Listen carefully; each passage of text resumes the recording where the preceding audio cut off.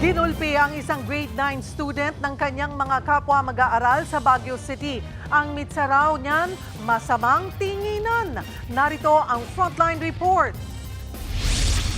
Sa kuha ng CCTV na ito sa Baguio City, makikita ang isang grade 9 student na nilapitan ng isa sa mga kapwa niya estudyante.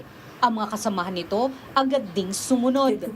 Ilang saglit pa, makikita ang tumatakbong estudyante mula sa malayo. Saka biglang inundayan ng suntok ang grade 9 student mula sa likod nito. Ang mga nakapalibot sa biktima, nakisuntok na rin bigla. Wala nang nagawa ang biktima kundi tumakbo palayo. Ayon sa 15 anyos na si alias Balong, papauwi na raw siya noong mangyari ang insidente. Binugbog umano siya ng grupo dahil lang sa masamang tingin. Mag-iisang linggo nang hindi pumapasok sa eskwelahan si Balong. Kasalukuyan siyang nagpapagaling dahil sa mga tinamong sugat at namamagang lieg. Bagay na ikinalungkot ng ina at tiyahin ng biktima. Kumbaga, bakit nangyari yun? Ang bait-bait ng anak mo, ganun. Tapos siya lang yung kasama mo.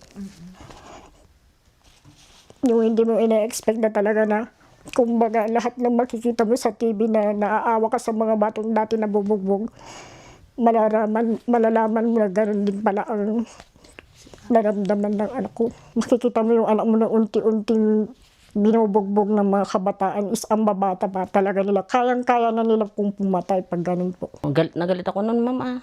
Pero talagang yung instinct ko lang talaga, yung makikita ko talaga ito, susuntukin ko na lang. Yun ang instinct ko. Pero sabi ko, pagka ganun naman, na lang, sabi ko, sila na lang. Basta galit na galit ako, ma'am.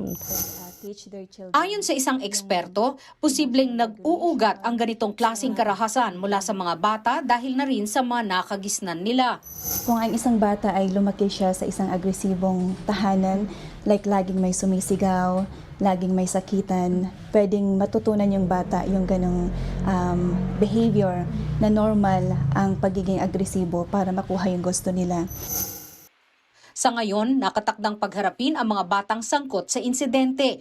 Tumanggi namang magpaunlak ng panayam ang pulisya at ang City Social Welfare ukol sa nangyari. Nagbabalita mula sa Frontline, Margie Bentulan, News 5. Mga kapatid, Cheryl Cosing po. Maging maalam at may pakialam sa mga napapanahong issue at headlines. Mag-follow at mag-subscribe na sa social media pages ng News 5.